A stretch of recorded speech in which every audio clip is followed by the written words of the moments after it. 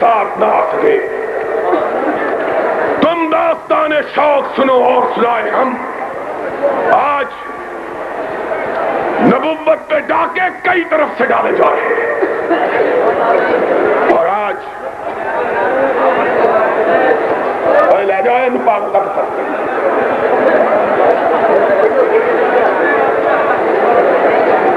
میں آپ حضرات کو زیادہ ابتلا میں نہیں ڈالنا چاہتا. ایک بات کہہ دیتا ہوں، لوگوں ہاتھ اٹھا کر وعدہ کرو کہ جب تک ہم زندہ ہیں جھوٹی نبوتوں کا مقابلہ کرتے رہیں گے.